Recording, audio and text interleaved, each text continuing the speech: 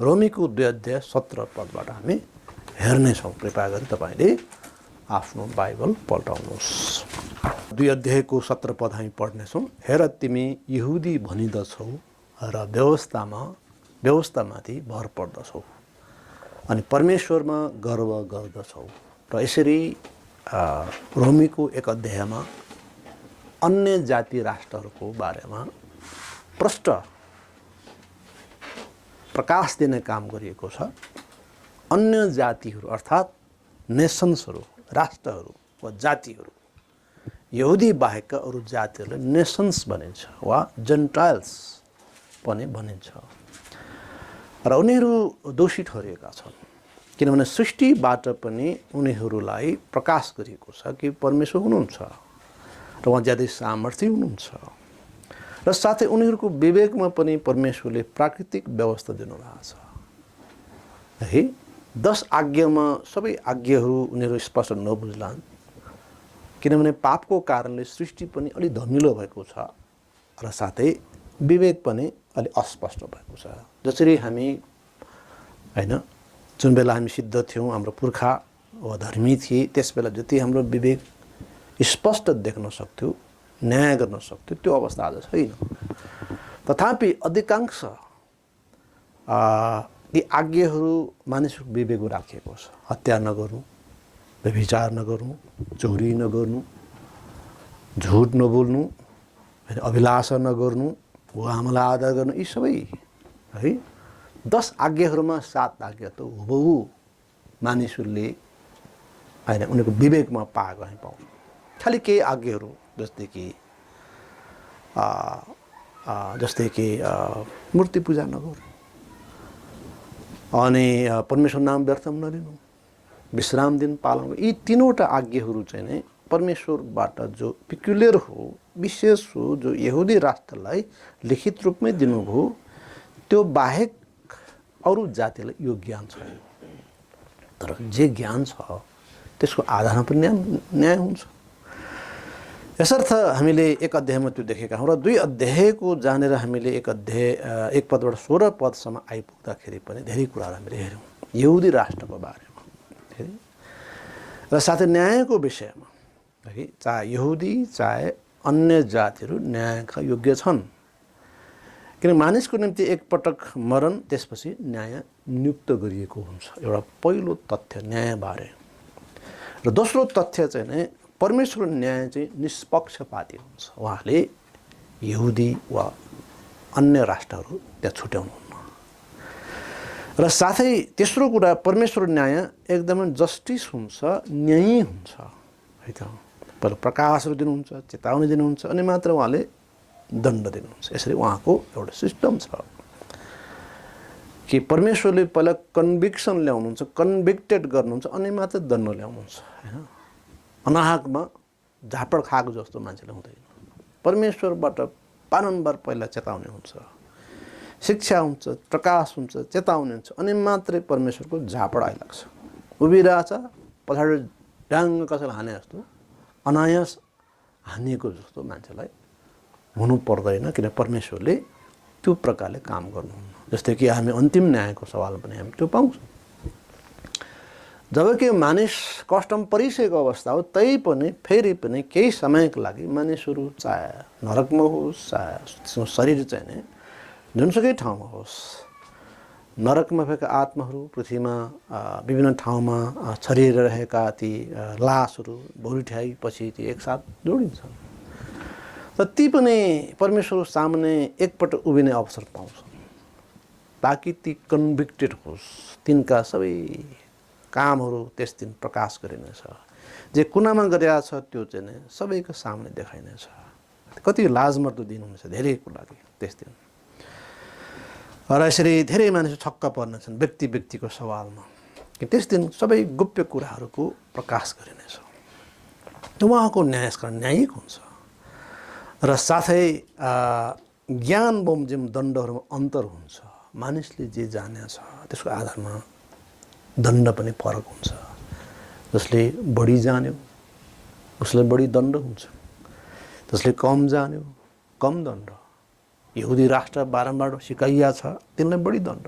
अन्य जातिहरू जसले सुनेकै छैन सुसमाचार व्यवस्था तिनलाई कम दण्ड, तर दण्ड त दण्डित हुन्छ नै ती पनि। र साथै हामी सुसमाचार जानेर धर्मी ठहरिन्नौँ तर पालन गरेर धर्मी ठहरिन्छौँ। सुसमाचार जानेर अनि पालन गरेर साँचो पश्चाताप अनि यीशु ख्रीष्टमाथि विश्वासद्वारा मानिस धर्मी हुन्छ। र जसले सुसमाचारमा विश्वास गर्छ उसले मुक्ति पाउँछ, जसले विश्वास गर्दैन उनीहरू दोषी ठहरिनेछ। र अर्को महत्त्वपूर्ण तथ्य न्यायको दिन तोकिएको छ, एक दिन न्याय हुन्छ र यीशु ख्रीष्टद्वारा सबैको न्याय हुन्छ।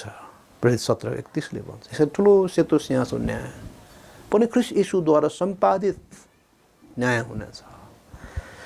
एक ठाउँमा भन्नुभएको छ प्रभु यीशु ख्रीष्टले पिताले सबै न्यायको जिम्मा मलाई दिनुभएको छ अथवा पुत्रलाई न्यायको अधिकार दिनुभएको छ। र यी तथ्यहरू हामीले अध्ययन गरिसकेका छौँ यस अघिको खण्डमा। त 17 पददेखिको खण्ड पनि ज्यादै महत्त्वपूर्ण छ। अब यो मूलभूत रूपमा यहुदी राष्ट्रसँग यो बढी केन्द्रित छ, यहुदीहरू र व्यवस्थाबारे यो केन्द्रित छ हैन। पावल आफै पनि यीशु ख्रीष्ट र उहाँका जनहरूका निम्ति खतरनाक विरोधी थिए। यद्यपि उनी यहुदी हुन् तर उनी खतरनाक विरोधी थिए। ख्रीष्टले चिन्दैन थिए, ख्रीष्ट कुन रूपमा आउँदै हुनुहुन्छ त्यो जान्दैन थिए लाग्छ। पावल विद्वान हो, पवित्र शास्त्रमा विद्वान हो, गमलिएलको चरणमा सिकेका सबै जुन किसिमको जुन त्यतिखेरको तहगत जुन अध्ययनहरू हो त्यो सिधाएर हैन प्रोफेसरको चरणमै बसेर उनी सिकेको मान्छे, युनिभर्सिटी स्टुडेन्ट है त। यसैले उसलाई राजाहरूले उनलाई विद्वानहरू चिन्थे। पावल तेरो धेरै विद्याले त पागल भएपछि भन्थे, उनी धेरै विद्वान हो भन्ने कुरो सबैलाई थाहा थियो। गमलिएलको चरणमा सिकेको मान्छे हो, तात्कालीन समयको प्रोफेसर है त।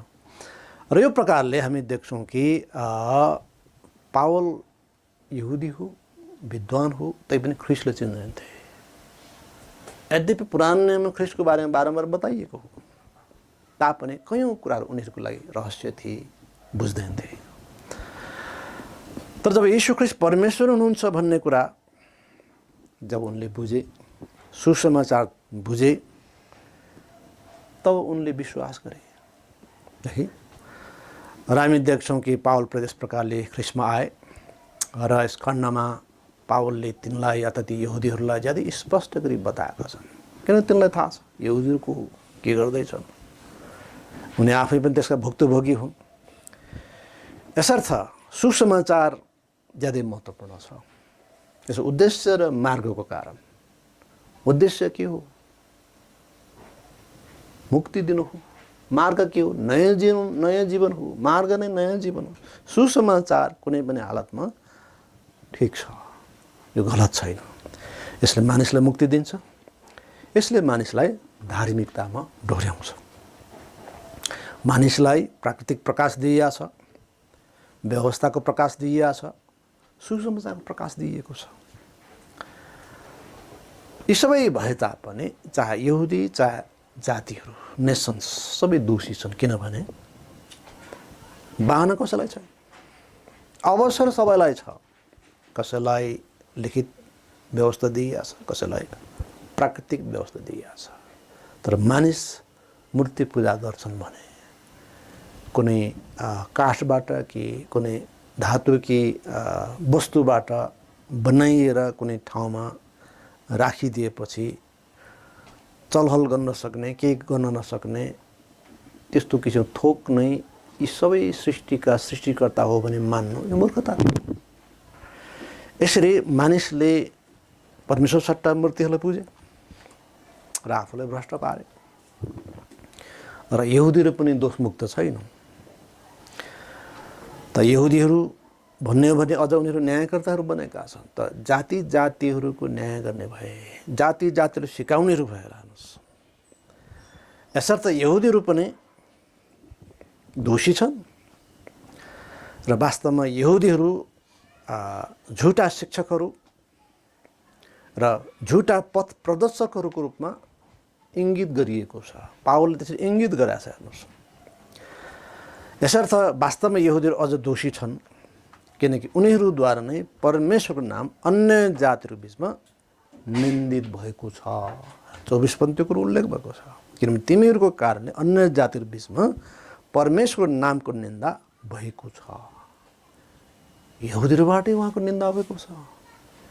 सर्वोच्च परमेश्वरले चिनेको भनिएको जातिबाटै परमेश्वर निन्दा भइरहेछ। यसर्थ यहुदीहरू यस प्रकारले हर पक्षबाट दोषी थिए भन्ने कुरा पावलले एकदमै चेतावनी साथ भनेका छन्। यसैले यहुदीहरू पनि अन्य जातिहरू चाहिँ दोषी ठहरेका छन्। किनकि ती बाहिरी यहुदी बने। यहुदीहरूलाई उनीहरूको बनावट, पैतृक सम्पत्ति, ज्ञान, विधि विधानहरू वा खतनाले परमेश्वरको न्यायबाट बचाउन सक्दैन। त उनीहरू भन्छन् हामी अब्राहमको सन्तान हो, हामीलाई विशेष कलिङ छ, बनावट छ, हाम्रो पैतृक सम्पत्ति परमेश्वरबाटको विशेष सम्पत्ति हामीलाई छ, ज्ञान र विधि विधानहरू छ, खतना पनि छ, तर त्यसले बचाउने होइन। तसर्थ दुवै यहुदी र अन्य जातिहरू पापका बसमा छन्। तपाईँ 3:9 कुरो पाउनुहुन्छ। तब के हामी उनीहरूभन्दा असल छौँ? कुनै रीतिले छैन, होइन? के हामी अन्य जातिभन्दा असल छौँ? छैन। किन पहिले हामीले यहुदी र ग्रिकहरू दुवैलाई यिनीहरू सबै पापका बसमा छन् भने दोष लगाइसकेका छौँ वा दोषी ठहराइसकेका छौँ। जुन कुरा 2 अध्यायमा हामी क्लियरली हामी पाउँछौँ। यसरी 2 अध्याय महत्त्वपूर्ण छ। र यसर्थ पुस्तक रोमीको जुन किसिम अर्डर हो, सुसमाचार सुनाउन एउटा बडो गजबको एउटा यो शैली हो कि परमेश्वरको बारेमा सुरुको खण्ड जसरी उल्लेख भएको छ त्यसदेखि यता लगातार 1 अध्याय 18 देखि यता निरन्तर पापको विषयमा व्याख्या गरिएको छ, शिक्षा दिएको छ, चेतावनी दिएको छ। र यो 3 अध्यायको 20 सम्म जान्छ। यसरी पापको बारेमा ज्यादा बताइएको छ। किन पाप पहिला बुझाइनुपर्छ, बताइनुपर्छ। डक्टरले पहिला रोगीको रोग पहिचान गर्नुपर्छ, है त? रोगीको रोग चाहिँ नै पहिला डक्टरले पहिचान गर्नुपर्छ र मात्रै चाहिँ नि बिरामी कन्भिन्स हुन्छ तिमीले औषधि खानुपर्छ। मलाई रोगै छैन, तपाईँ किन सुई हाल्न चाहनुहुन्छ? किन तपाईँले मलाई रेगुलर औषधि खानु भन्नुहुन्छ? किन मलाई मेरो अपरेसन गर्न खोज्दैन? त्यो भनिहाल्छ। त पहिला रोग पहिचान गर्ने हो, स्पष्ट पार्ने हो। त रोगी आफै भन्छ ल न डक्टर म के गरौँ त? अपरेसन गर्नु पऱ्यो भने रेडी छु, औषधि खानु पऱ्यो म तयार छु, सुई खान पनि म तयार छु भन्छ। त्यस्तै गरेर परमेश्वरले पनि त्यो गर्नुहुन्छ। पहिला मानिस दोषी ठहरेको कुराहरू बताउनुपर्छ। पूजा छैन, यसोमा विश्वास गर, यसोमा विश्वास गर। किन विश्वास? म ठिकै छु त, के भएको छ? त ठिक छैनस् त पापी छस्। यसरी स्पष्ट पार्ने काम पावलले गरेको छ। धेरै धेरै महत्त्वपूर्ण कुरा हो। यसर्थ सुरुमै 2 अध्यायको 17 पदमा सुरुमै त्यो विषय आएको हो। हेर तिमी यहुदी भनिदछौ र व्यवस्थामाथि भर पर्दछौ अनि परमेश्वरमा गर्व गर्दछौ। यसरी यहुदीहरूको छुट्टै किसिमको अहम थियो हेर्नुहोस्। र सुरुमा तिनीहरू आफूलाई हिब्रू वा इस्राएली भन्थे। धेरैजसो यिनीहरूले आफूलाई हिब्रू वा इस्राएली भन्थे। तर बेबिलोनियन बन्दीकालपछि भने मूलतः उनीहरूले आफूलाई यहुदी भने, ज्युस। किनभने उत्तरी कुल एक किसिमले हराइसके अवस्था थियो। कहाँ पुग्यो, होइन? किनभने उनीहरू जब चाहिँ उनीहरूको चाहिँ आसिरियन कुलबाट अथवा आसिरियन फौजबाट उनीहरू लगिए, छरपुष्टै पारियो उनीहरू। भनिन्छ आज पनि कति इस्रायलको कति कुल हराएको छ भनेर भनिन्छ। यसर्थ कहाँ पुगे तर हामी पछिल्लो समयमा परमेश्वर विशेष गरेर ज्युस अथवा जुडा कुलकोसँग सम्बन्ध राख्नुहुन्छ वा तिनीहरू बेबिलोनियन एम्पायरमा गए, तिनको अधीनमा गए, तिनका चाहिँ बन्दी बने, तिनलाई फिर्ता ल्याइएको हो। यसर्थ त्यसपछिको समय उनीहरूले आफूलाई यहुदी भनेर उल्लेख गरेको पाउँछौँ। मूलतः यहुदी भनेको यहुदाको सन्तान होइन। यहुदा भनेको दक्षिणी राज्यको कुरो हो, जसमा 2टा राज्य कुल थियो मूलतः। हैन। यहुदा कुल थियो, बेन्जामिन कुल थियो, त्यसपछि अब चाहिँ नि लेवी कुल पनि पर्ने भइहाल्यो, किनभने यहाँ मन्दिर थियो। यसर्थ अरू बाँकी कुल चाहिँ किसिमले अघिबाटै छरपुष्ट पारिसकेको अवस्था हो। र अब यी यहुदीहरू यस प्रकारले बडो घमण्ड गर्थे। यिनीहरूको स्वीकारोक्तिहरू हामी 17 पद्य खण्डमा हामी पाउँछौँ। सबभन्दा पहिला त उनीहरू आफूलाई यहुदी भन्थे, हामी यहुदी हौँ भन्थे, होइन। र दोस्रो कुरा चाहिँ नै 17 पदमा उल्लेख गरेको छ, हामी व्यवस्थामाथि भरोसा गर्छौँ, हामीलाई परमेश्वरबाट रिटन ल दिइएको छ, लिखित व्यवस्था दिइएको छ। अरू जातिहरू पनि भन्थे हामीसँग पनि त्यो नैतिक व्यवस्था छ, तिमीहरूको ओरल हो, लिखित होइन भन्थे। त आज कयौँ चाहिँ नि मानिसका वा जातिहरूका ओरल भाषा छ, मौखिक भाषा छ, अनि लिखित भाषा हुनाले तिमीहरूको त मौखिक मात्रै हो भन्छ, त्यही जस्तो कुरा हो। त यहुदीहरू व्यवस्था पाएकाहरू, होइन, व्यवस्था पाएकाहरू यो घमण्ड गर्थे। र त्यति मात्र होइन, नम्बर 17 पदमा तेस्रो कुरा पनि छ, परमेश्वरमा गर्व गर्नेहरू। हामी यहुदी हौँ, हामी व्यवस्थामा भर पर्छौँ, हामी परमेश्वरमा गर्व गर्छौँ। यहुदीहरूको स्वीकारोक्तिहरू यस्ता थिए, नराम्रो छैन, ज्यादै महत्त्वाकाङ्क्षी छ, ज्यादै महत्त्वपूर्ण छ। र 18औं पदमा अर्को चौथो कुरा छ, हामी उहाँको इच्छा जान्दछौँ। आमेन। त उहाँको इच्छा जान्नु त ठुलो कुरा हो। उहाँको इच्छा जान्दछौँ अनि व्यवस्थाबाटको शिक्षा पाएकोले उत्तम उत्तम कुराहरू मन्जुर गर्दछौँ। 5औं कुरा, उत्तम उत्तम कुराहरू मन्जुर गर्छौँ। राम्रो कुरामा परमेश्वरसँग हाम्रो सहमति हुन्छ, परमेश्वरसँग हाम्रो हृदय हुन्छ। यहुदी भनिदछौँ अथवा हामी यहुदी हौँ, हामी व्यवस्थामाथि भर पर्दछौँ, परमेश्वरमा गर्व गर्दछौँ, उहाँको इच्छा जान्दछौँ, व्यवस्थाबाट शिक्षा पाएकाहरू हामी हौँ, तसर्थ हामी उत्तम उत्तम कुराहरूको मन्जुर गर्दछौँ। यसरी उनीहरूको बारेमा ज्यादै उच्च कुराहरू थिए निश्चित रूपमा, र यी कुराहरूमै उनीहरू सीमित भए, तिनमै उनीहरू डुबे। त्यति मात्र होइन, उनीहरू अरू थप कुराहरू पनि भन्थे, उनीहरूका भरोसाहरू। 19-20 पदहरूमा उल्लेख भएको छ, 19 र 20मा। पहिलो कुरा, अन्धाको अगुवा, अन्धाहरूको अगुवा। हामी यहुदी जातिहरू चाहिँ अन्धाहरूको अगुवा, अरू जातिहरू नेसन्सहरू चाहिँ अन्धाहरू, परमेश्वरले चिन्दैन, खालि मूर्ति पूजा गर्छ, उटपटाङ काम गर्छ, परमेश्वरबाट लिखित व्यवस्था दिइएको छैन। हामी चाहिँ नि अन्धाहरूका अगुवा। त्यस्तै गरी उनीहरूले भन्ने अर्को कुरा के थियो त भन्दाखेरि हामी पाउँछौँ 19 पदमा, अन्धकारमा हुनेहरूको ज्योति। हामी अन्धकारमा बस्ने जातिहरूलाई ज्योति हौँ, हामी यहुदी राष्ट्र, बाटो देखाउने हामीसँग लिखित वचन छ। त्यसैले ऊ बेला पनि धेरै अन्य जातिहरू यहुदी मतमा आउन सक्थे, त्यसमा स्वागत हुन्थ्यो। जस्तै कि अब्राहमले भने हो कि तिम्रो घरानाका चाहे तिम्रो छोराछोरी होस् चाहे दासहरू होस् सबै खतना हुनुपर्छ। त्यो चाहिँ अरू समय पनि एप्लाई भयो।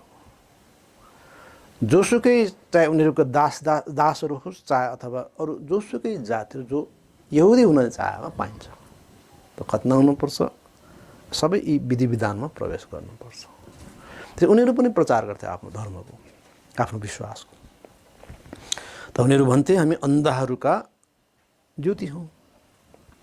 त्यति मात्र होइन, तेस्रो कुरा पनि उल्लेख गरेको छ 20 पदमा, मूर्खहरूलाई तालिम दिने। यी नेसन्सहरू, जेन्टाइल्सहरू, जातिहरू, अन्य जाति जे भनिन्छ ती को हुन्? मूर्खहरू हुन्। तिनलाई हामी तालिम दिन्छौँ, तिनलाई हामी के दिन्छौँ? तालिम दिन्छौँ। र बालकहरूलाई शिक्षा दिने भनेको छ है त। यस प्रकारले बालकहरूलाई शिक्षा दिने, यी सबै बालकहरू सामान्य कुरा पनि बुझ्दैन, एकजना परमेश्वर हुनुहुन्छ भन्ने कुरा बुझ्दैन, कति ईश्वर पनि कति खोपीमा ईश्वर, प्रत्येक पनि ईश्वर, जहाँसुकै ईश्वर। यसरी यहुदी रब्बीहरूले अरू जातिहरूलाई बालकहरू भन्थे, जान्दैनन् यिनीहरू बिचरा भन्थे, बालकहरूलाई शिक्षा दिने है। र त्यस्तै गरी अर्को महत्त्वपूर्ण कुरा छ कि तिमी आफूमाथि भरोसा राख्छौ किनकि तिमीसित व्यवस्था, ज्ञान र सत्यताको रूप छ हैन। व्यवस्थाको ज्ञान र सत्यताको रूप भएको एकदम ठिक, यी कुराहरू गलत छैन। त्यस प्रकारले हामी देख्छौँ कि यहुदीहरूले जुन किसिम घमण्ड गर्थे त्यसमा सत्यता पनि छ, तर त्यो पर्याप्त होइन। पावल आफै पनि ती सबै कुराहरूमा थिए। व्यवस्था अनुसार उनी धर्मी थिए वा निर्दोष ठहरिएका थिए र उनी चाहिँ नै आफूलाई धर्मी ठान्दथे है। त यी सबै अवस्था हो, तर पावलले मुक्ति पाएको थिएन। पावल आफै पनि अन्धा थिए। जबसम्म उनी ख्रिस्टद्वारा भेटिएन तबसम्म उनी अन्धा थिए। यो कुरा यहुदीलाई थाहा थियो। यसर्थ उनीहरूको जुन स्तर हो त्यो चाहिँ नै अपर्याप्त थियो र अर्को कुरा यो बाहिरी थियो है। यसर्थ हामी पाउँछौँ कि 17 देखि 20 को खण्डमा हेर्दाखेरि हामी केही महत्त्वपूर्ण निष्कर्षमा हामी पाउँछौँ। निष्कर्षमा हामी आउनुपर्ने हुन्छ। पहिलो कुरा चाहिँ के त, यहुदीहरू विशेष जाति थियो जसलाई लिखित व्यवस्था दिइएको थियो, अरूलाई छैन। अरू जातिहरूलाई, नेसन्सहरूलाई छैन। पक्कै पनि अरूले पनि डाहा त गर्छन्, हामी पनि लेख्नु पर्यो, त्यसपछि लेख्न थाले हैन। कुनै ठाउँमा कसैले लेखे, कुनै ठाउँमा कसैले लेखे, त्यसअनुसार उनीहरूले आफ्नो धर्म सुरु गरे है।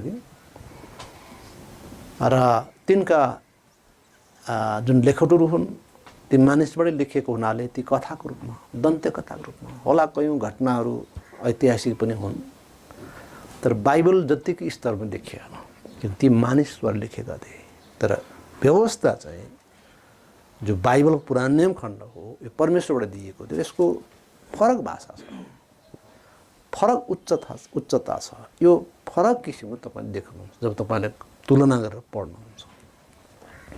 यसैले अब यहुदीहरूसँग लिखित छ, तिनीहरूले त भन्ने तिमीहरूसँग लिखित छैन, तिमीहरूको त्यो ओरल हो, मौखिक हो।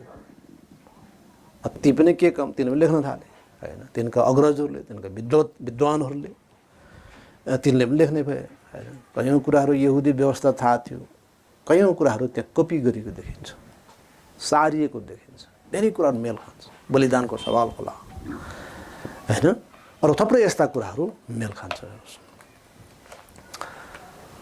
यसो भएको हुनाले यहुदीहरूले आफूलाई विशेष जाति मान्थे, तापनि उनीहरूमा ठुलो सङ्ख्यामा दुष्टता थियो। र प्रकाश 2:9 त के भन्छ, उनीहरू आफूलाई यहुदी भन्दथे तर उनीहरू शैतानको स्वभावका थिए। शैतानलाई पो खुसी पारिरहेथे। यहुदी व्यवस्था, यहुदी सबै बाहिरी कुराहरू भरोसा गरेर सत्यताबाट टाढा हुनु, यो शैतानिक के हो त, सिद्धान्त हो। त्यो किसिम यिनीहरूले उल्टै चाहिँ नि मानिसहरूलाई वा नेसन्सहरूलाई वा जातिहरूलाई सत्यता आउनबाट रोकिराखेका थिए। र मत्ती 3 को 7 देखि 9 मा यूहन्नाले विषालु साँपको सन्तान भनेको छ तिनी यहुदीहरूलाई। तिमीहरू विषालु साँपको सन्तान, जसले आफूलाई अब्राहमको सन्तान भनी घमण्ड गर्थे। यसरी यस खण्डले यहुदीहरूको वास्तविक अवस्था चित्रण गरेका छ है। र यसरी उनीहरू बाहिरी कुराहरूमा घमण्ड गर्थे, जुन चाहिँ खतरनाक कुरा थियो। तर परमेश्वरले कुन कुरा मनपर्छ देखि, विश्वसनीयता, विनम्रता, धन्यवादी हृदय, परमेश्वरलाई महिमा दिने हृदय परमेश्वरलाई मनपर्छ। यसैले यहुदीहरू आफूलाई विशेष जाति भन्थे, तर त्यो पर्याप्त थिएन, त्यो बाहिरी मात्रै थियो।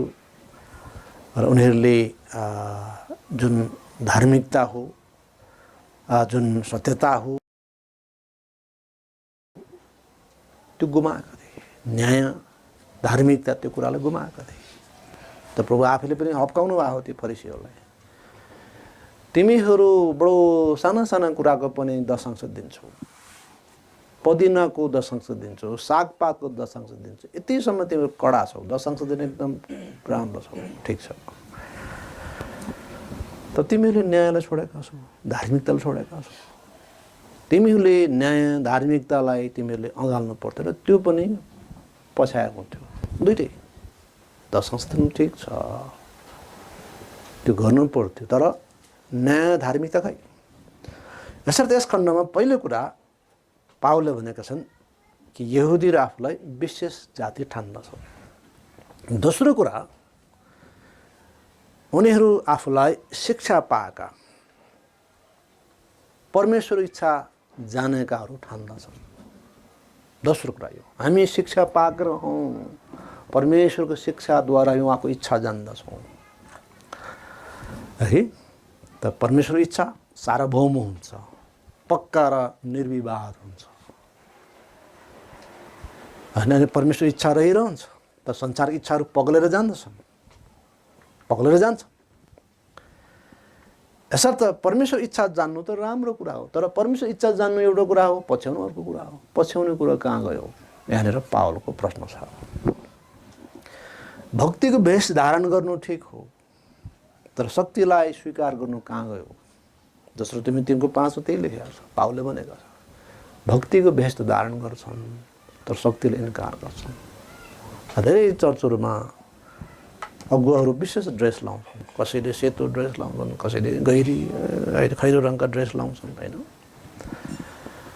र तालतालका ड्रेस लाउँछन्। हेर्नुहोस्, बडो भक्ति देखाउँछन्, लामा लामा लबेदा सहितका चाहिँ ड्रेसहरू लाउँछन्। भक्तिको भेष त धारण गर्छन् तर शक्तिले इन्कार गर्छन्। प्रभुले मेरो प्रार्थना सुन्नुहुन्छ, प्रभु सामर्थ्य हुनुहुन्छ, आज पनि उहाँले मेरो प्रार्थनाको जवाफ दिन सक्नुहुन्छ भन्ने कुरा अस्वीकार गर्छ। सबै रीतिमा गए। र यसरी अर्को महत्त्वपूर्ण कुरा हामी यो पाउँछौँ है, भेष शक्तिको साधन हुन सक्ला है। भेष धारण गरेर सबैबाट आदर सम्मान पाइएला, शक्ति भुटुलिएला, तर भेषलाई मात्र पछ्याउन चाहिँ झ्याँ गर्ने झ्याम्टा जस्तो मात्रै हो। र तेस्रो सत्यता चाहिँ यस जाति बारेमा हामी 20-24 पाउँछौँ, उनीहरू सिकाउने जाति थिए। सिकाउने जाति है त। र हामीले जसरी अघि 20 पदसम्म हेरेका थियौँ, 21देखि हामी पढ्नेछौँ 24सम्म। यसकारण तिमी अरूलाई सिकाउँछौ त के आफैलाई चाहिँ सिकाउँदैनौ? तिमी नचोर्नु भनी प्रचार गर्छौ त के आफै चाहिँ चोर्छौ? तिमी व्यभिचार नगर्नु भनी भन्छौ त के आफै चाहिँ व्यभिचार गर्छौ?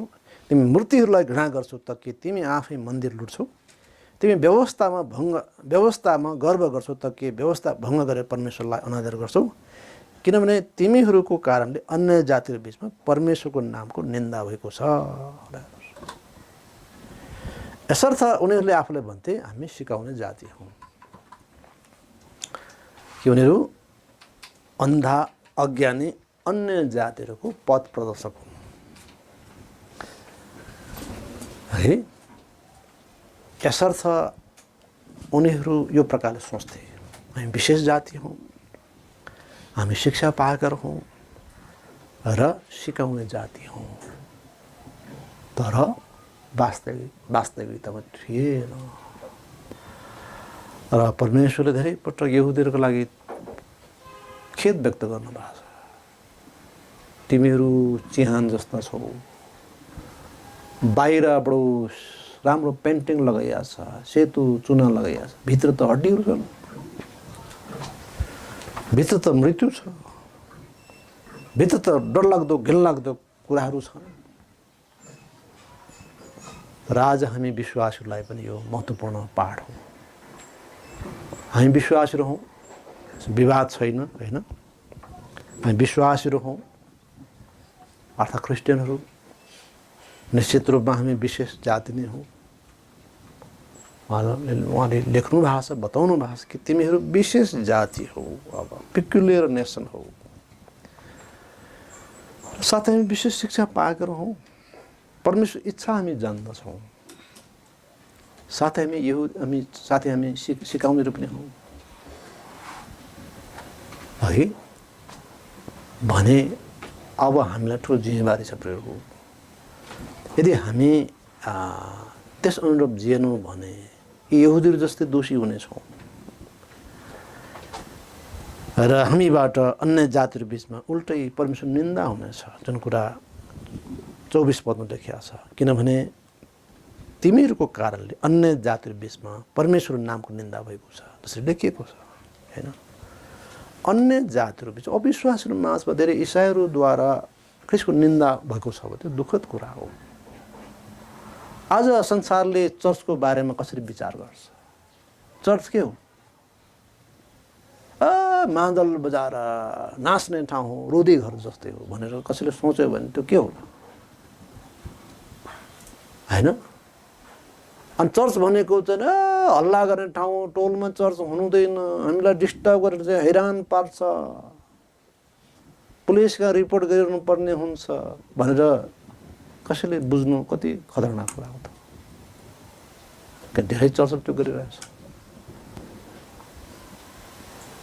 1-1.5 घन्टा 2 घन्टासम्म हल्ला गरिरहेछ, उफ्री बाफ्री गरिरहेछ, समाजले कति ठुलो डिस्टर्ब।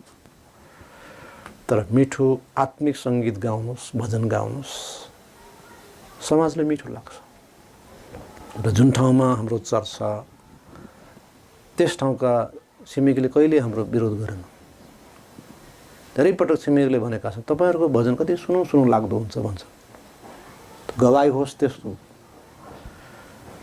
र हामी जस्तै अरू धेरै राम्रो चर्चहरू छन्, माने चर्चहरू छ जसले राम्रो काम गरिरहेको छ। हामीले मात्र राम्रो गरिरहेको होइन, धेरै असल चर्चहरू छन् जसले राम्रो गवाई दिइरहेको छ। तर त्यो खालको गवाई भयो भने के हुन्छ? चर्चको विषयमा मानिस सोच्दाखेरि के सोच्ला? मादल बजाएर नाच्ने ठाउँ, घन्टौँसम्म के भने हो, हाहा र हु गर्छन् हैन। यसकारण प्रिय हो, हामी सचेत हुनुपर्छ। जसरी यहुदीहरूले हप्की खाइरहेछ, किनभने पावल आफै पनि ती कुराको भुक्तभोगी हो।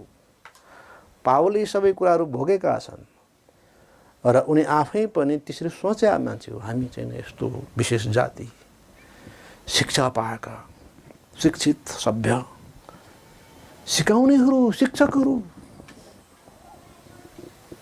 तर जब पावलले आफ्नो वास्तविकता बुझे त उनी माथि छाँगाबाट खसे जस्तो भए।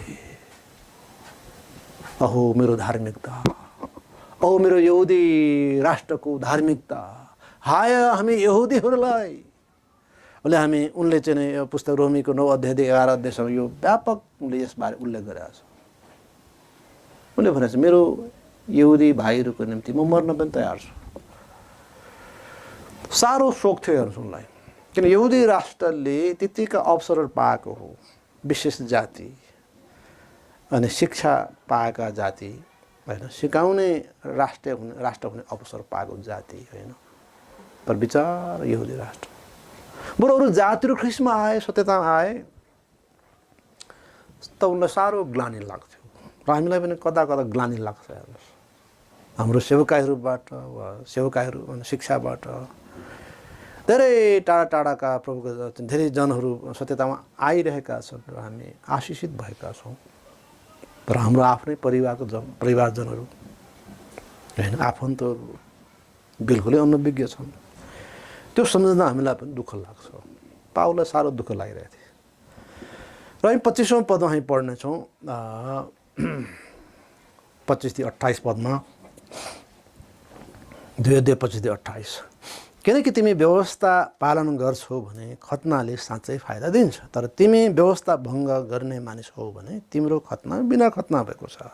यसकारण बिना खतनाले व्यवस्थाको धार्मिकता पालन गर्छ भने के उसको बिना खतना चाहिँ खतना ठहरिने छैन र? अनि शारीरिक हिसाबले खतना नहुनेले व्यवस्था पुरा गर्यो भने के त्यसले तिमीलाई अर्थात् लेखिएको व्यवस्था र खतना भए तापनि व्यवस्था भङ्ग गर्नेलाई न्याय गर्ने छैन र?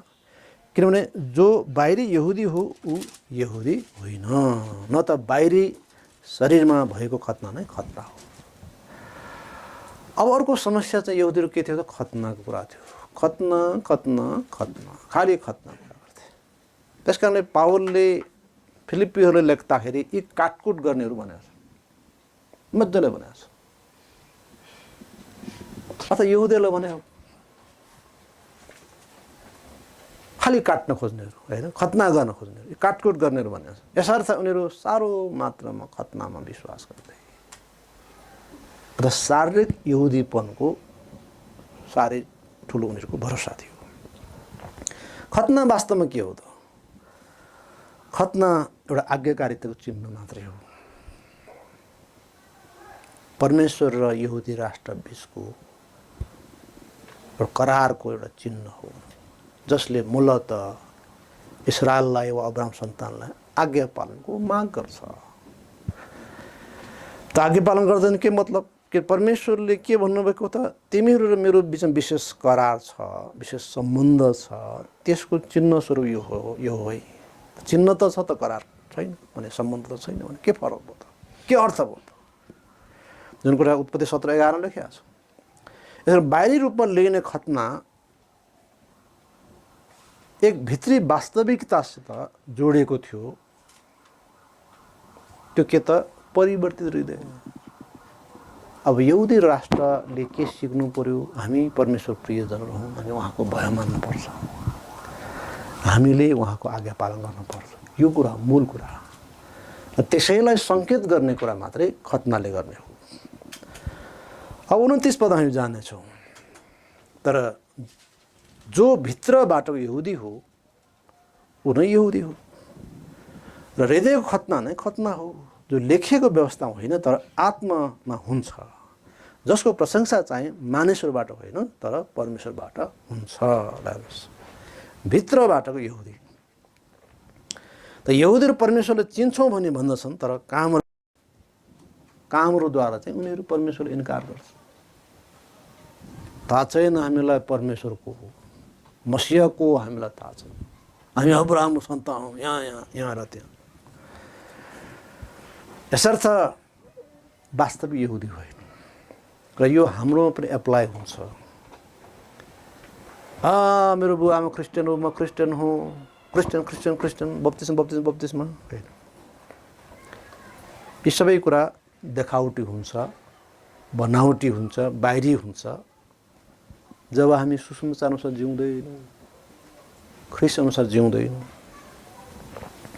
यसो त तर ऊ नै साँचो यहुदी हो जो भित्रबाटको यहुदी हो, अथवा वचन पालन गर्छ, आफ्नो सृष्टिकर्ता परमेश्वरलाई पालन गर्छ, उहाँको डर मान्छ। र थुप्रै यहुदीहरू थिए जसले परमेश्वरको बाटो हेर्थे। त प्रभु यीशु ख्रिस्टको जन्म भयो अनि 8 दिनमा मन्दिरमा ल्याइयो यरुसलेममा। त्यस्ता व्यक्तिहरू देखा परे त्यहाँ जसले मसीहको प्रतीक्षा गरेका थिए।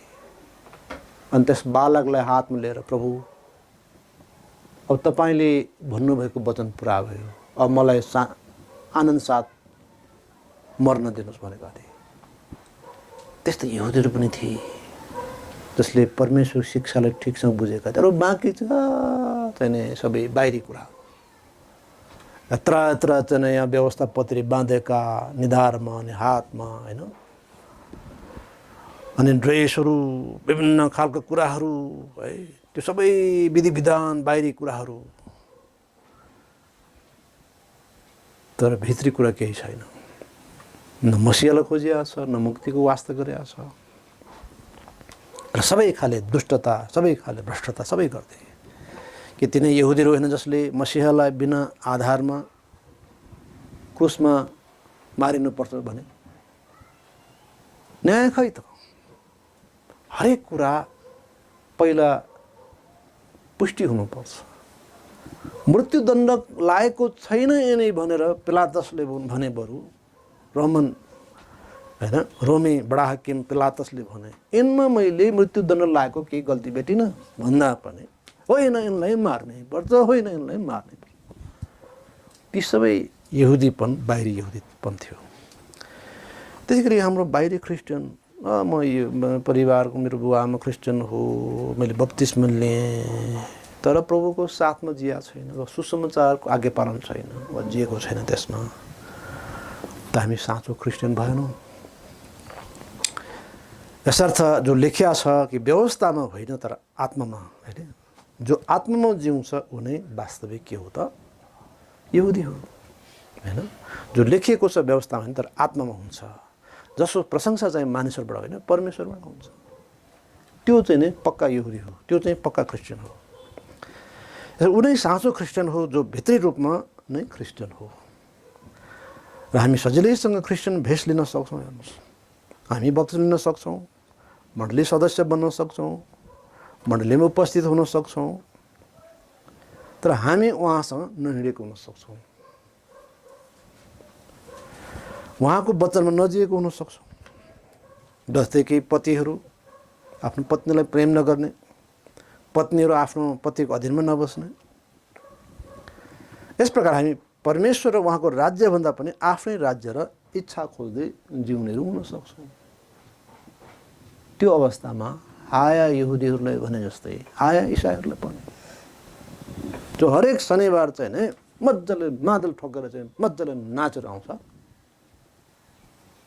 होइन, हल्लेलुया आमेन भन्दै र्याल सिँगार चुहाउँदै सबै चाहिँ गरिरहेका हुन्छन्, अनेक गतिविधि गर्छ, तर फेरि घरमा आएपछि उही पारा मानिसहरूसँग व्यवहारमा उनी लोभ र उनी किसिमको चाहिँ नै दुष्टता, संसारबाट केही फरक छैन। त तिनैबाट अविश्वासीहरू माझमा परमेश्वर निन्दा हुन्छ। यसर्थ हामी सचेत हुन आवश्यक छ कि हामी क्रिस्चियन कहलिन सक्छौँ तर अक्रिस्चियन जीवन जिउन सक्छौँ। अब हामी एक अर्काको न्याय गर्न र तुच्छ ठान्न भन्दा पनि ख्रिस्टीय जीवन बिताउँ। ऊ त्यस्तो भन्यो, आफै चाहिँ कस्तो न फेरि। तसर्थ यो वा त्यो भन्न छोडेर म आफ्नो विषय विचार गरौँ, म के क्रिस्चियन जीवन जिइरहेको छु। कसलाई क्रिस्चियन भने? जसले ख्रिस्टलाई पछाए तिनलाई क्रिस्चियन बनेको हो, जो ख्रिस्ट जस्तै तिनलाई क्रिस्चियन बनेको हो। र हामी एक दिन सबै ख्रिस्टको न्यायसम्म उभिँदैछौँ प्रेरहरू, रोमी 14:10 भन्छ। यसर्थ हामी एकले अर्कोको न्याय गर्न भन्दा पनि आफ्नो विषय विचार गरौँ। अब साँचो क्रिस्चियन शरीरमा होइन तर आत्मामा जिउने व्यक्ति हो, जसको प्रशंसा चाहिँ नै मानिसहरूबाट होइन तर परमेश्वरबाट हुन्छ। कति उत्तम कुरा हो। अब ख्रिस्ट सबैलाई उहाँका निज प्रजा हुनलाई बोलाइरहनु भएको छ, सबैलाई बोलाउनुहुन्छ प्रभुले, उहाँको सन्तान हुनलाई, एउटा चुनिएको वंश हुनलाई, एउटा राजकीय पुजारीको समाज, एउटा पवित्र जाति, निज प्रजा हुनलाई उहाँले बोलाइरहनु भएको छ। यसैले कि उनीहरू अन्धकारबाट ज्योतिमा बोलाउनु हुनेको सद्गुणहरू उनीहरूले प्रकट गर्न सकुन्। त्यसैले यहुदीहरूले भन्ने जस्तो हामी नगरौँ होइन। हामी विशेष जाति, हामी शिक्षा पाएका, हामी धेरैको सिकाउने राष्ट्र, धेरैलाई सिकाउने रिडिङ नेसन भनेर धार्मिकता निम्ति सिनको नबाँच्ने जीवन गुज्रेको होइन कि अब हामी ख्रिस्ट जस्तै जिउँ र उहाँका सद्गुणहरू हामी प्रकट गरौँ, जुन कुरा पहिलो पत्रुस 2:9-10 भनेको छ होइन। र चुनिएका वंश, राजकीय पुजारीको समाज, एउटा पवित्र जाति र निज प्रजा हो। यसैले जसले तिमीहरूलाई अन्धकारबाट आफ्नो अचम्मको ज्योतिभित्र बोलाउनुभयो, उहाँका सद्गुणहरू तिमीले प्रकट गर। आमेन। परमेश्वरका सद्गुणहरू प्रकट गरौँ। अब हामी उनी यहुदी राष्ट्र जस्तै हुनेछौँ। तिमीहरू बितेको समयमा प्रजा थिएनौ तर अब परमेश्वरका प्रजा हो। तिमीहरूले दया पाएका थिएनौ तर अब दया पाएका छौ। आमेन। कि हामी परमेश्वरको वचनमा जिउँ, कि हामी साँच्चै नै उहाँको इच्छामा जिउँ। प्रभुले हामीलाई यसो गर्नुभएको होस्। हरेक जो प्रभुमा आउनु बाँकी छ उहाँहरू प्रभुमा आउनुभएको होस्। प्रभुले स्वागत गर्नु सबैलाई। प्रभुले यहाँ सबैलाई यस वचन सुनाइमा प्रशस्त आशिष दिनुभएको होस्।